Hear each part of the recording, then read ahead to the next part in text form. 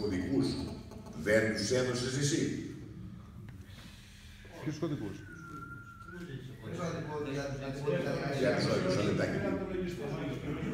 Ένας είπανε στον Κιλάρι μου σε φορεία. κατά κανόνα χρειάζονται οι κωδικοί πρόσβαση στο τάξης για να μπούμε στο σύστημα του τελωνίου, να κάνουν μία εξουσιοδότηση στον εκτελονιστή για να μπορέσει να προχωρήσει τις διαδικασίες. Γι' αυτό ρώτησα αν του έδωσε τον πειράρχη τους κωδικούς με τους δικούς σου. Σου έχει δώσει ο λογιστής. Έτσι. Δηλαδή ο λογιστής μου τους έχει, τους πειράρχους. Ναι. Άμα θέλω εγώ να πληρώσω. Βεβαίως. Μπορώ να τον παρακάμψω δηλαδή εγώ τον εκτελονιστή αύριο το πρωί? Εγώ θα έλεγα όχι. Διότι είναι μια διαδικασία την οποία δεν ξέρω ο Σπύρος αν την έχει κάνει, εγώ δεν την έχω κάνει. Δεν έπρεπε να δω την αρχή, ρε Χριστό. Θα μπορούσες από την αρχή, αν είχες επαφή με το τάξης και με την δάλη. Δεν είναι το τάξη. Είναι άλλη εφαρμογή, άλλο περιβάλλον. Θα σας πω, ακούστε εκεί. Να πω κάτι, Χρήστο, ένα λεπτό, ήδη πήγα κι εγώ και κατάλαβα είναι λογιστής του τελωνίου. Ακούστε λίγο. Οι εκτελονιστές. Για να αντιληφθείτε κάτι. Εσείς είστε αυτοί που θα έχετε το μικρότερο κόστος από πλευράς εκτελονιστή. Αλλά εκεί υπάρχει μία συντεχνία μεταξύ τελωνιακών και εκτελονιστών, γιατί κάθε φορά που πάει ένα χαρτάκι ο εκτελονιστής βάζει και κανένα δεκαρικάκι, κανένα εικοσαρικάκι μέσα στα χαρτιά εκεί για τους τελωνιακούς. Λοιπόν, οι τελωνιακοί όταν πας μόνος σου στρίβουν τα μούτρα, προφανώς κάτι θα σου λείπει και τα λοιπά, δεν θα έχεις φτιάξει σωστά, αρχίζει η γκρίνια. Κάπως έτσι. Λοιπόν, σε πρώτη φάση λοιπόν είναι προτιμότερο να κάνετε αυτό, να ξεπερδεύετε πιο γρήγορα. Τα λεφτά δεν θα είναι τραγικά, εν πάση περιπτώσει που θα πάρει. Μένα μου είπε για το ποσό, δεν ξέρω.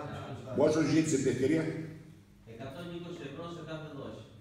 120 επί 4. Τώρα πόσο ζήτησε? Για τα χαρτιά δωρεάν. Ωραία. Μένουμε λοιπόν στο δωρεάν επί του παρόντος και όταν φτάσουμε στο θέμα της δόσης θα δούμε πώς θα γίνει, γιατί κάτι παραπάνω θα έχουμε μάθει μέχρι τότε κι εμείς. Του χρόνου θα το μάθουμε το κόλπο, θα ζητάμε και λεφτά. Δεν υπάρχει χρόνο για εσάς, θα το πούμε για τον χρόνο. Να λήξουμε αυτό το θέμα πρώτα, θα σας πω μετά για τον χρόνο. Κάτι άλλο. Έχω ακούσει, τώρα δεν έχω ρωτήσει τα παιδιά. Έχω ακούσει επειδή στο Υπουργείο λέει θέλει μέσα σε 12 μήνες όλους εμάς να έχουμε αδειοδοτηθεί. Θα φτιάξει κάποια διευκόλυνση των χαρτιών. Θα πάμε σε αυτό, Για την επόμενη χρονιά. Μιλάμε τώρα για το τι γίνεται τώρα. Είπαμε πάμε με τους κωδικούς μας, τους οποίους αν δεν τους έχετε, τους έχει ο λογιστής σας, στον εκτελονιστή όποιον θέλετε, μαζί με τα αποθέματά σας, να ξέρετε ποια είναι τα αποθέματα, εν πάση περιπτώσει. Σας φτιάχνει τα χαρτιά, τα πάει αυτό στο τελωνίο και σας λέει: OK, προχωράτε. Αυτό είναι το πρώτο κομμάτι. Όταν θα φτάσουμε στον Απρίλιο μήνα, τέλος Απρίλιο που θα είναι η πληρωμή της δόσης, θα δούμε πώς θα εξελιχθούν τα πράγματα και αν θα αποφύγετε τα 100-120 ευρώ. Συγγνώμη, τώρα αυτός που δεν έχει πληρώσει, μπορεί αύριο το πρωί να διακινήσει κρασί?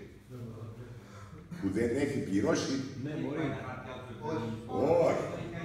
Όχι. Για να μπορείς, είπαμε, να διακινήσεις κρασί, θα πρέπει να έχεις περάσει από το τελωνίο. Να κάνεις την αίτηση, όχι να πληρώσεις. Όχι να πληρώσεις τώρα. Είπα να έχεις περάσει από το τελωνίο, δηλαδή να έχεις κάνει δήλωση αποθεμάτων και να έχεις πάρει πρωτόκολλο. Ναι, χωρίς να πληρώσεις. Και εδώ δεν έχει σχέση. Χωρίς να πληρώσεις. Όταν κάνεις την αίτηση, μπορείς. Το εξήγησες? Εξήγησα τα καλά, ντε.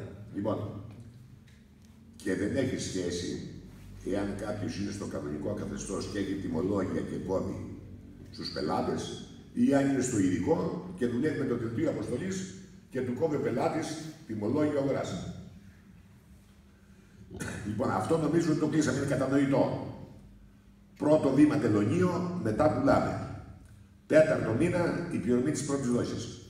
Εδώ υπάρχει και μια άποψη άλλη τώρα. Είπε ένας εκτελονιστής, σε κάποιον που δεν είναι ο Αγγελόπουλος, και κακώς αναφέρω και το όνομα τώρα, εν πάση περιπτώσει αυτός έχει πολλά ειδοποιία, κάποιος άλλος εκεί του Αγγελόπουλου, ότι θα πρέπει, λέει, το 4ο μήνα να πάμε καταστάσεις με τις πωλήσεις και να πληρώσουμε το φόρο και το ΦΠΑ που αναλογεί στις πωλήσεις που έχουν κάνει μέχρι τότε. Αυτό είναι λάθος. Ο φόρος θα πληρωθεί για το 1/4 των αποθεμάτων. Στην ουσία, δηλαδή, υπολογίζεται ο φόρος από τώρα, το πόσο θα είναι, και πας και πληρώνεις το 1/4 τέλος Απριλίου. Ας πουλήσεις παραπάνω, δηλαδή, το 1/4.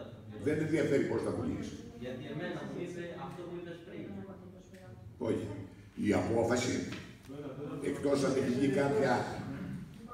έχει βγει κάποια διευκρινιστική που δεν έχει πέσει να φύγει στη δική μου, δεν ξέρω ο Σπύρος αν ξέρει κάτι.